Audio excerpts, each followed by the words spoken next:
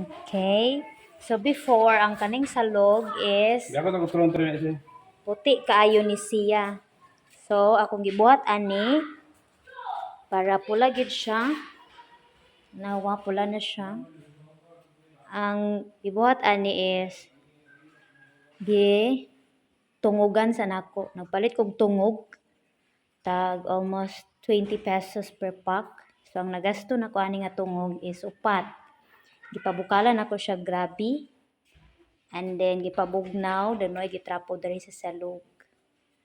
So pagka mauga na siya, gisilhigan dayon ako siya, and then sapawan og floor wax.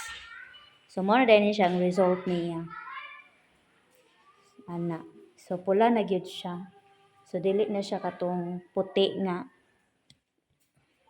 kuan salog.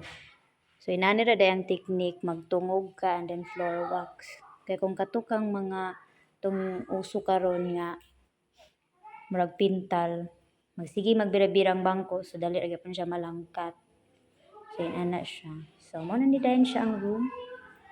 So wala na siya mga pikit-pikit. Then okay na po ang blackboard. And then na siya. So mo na siya no. So pula na gid siya ang salog. So ang nabili na lang nako is bulletin board. Mga information na lai butang.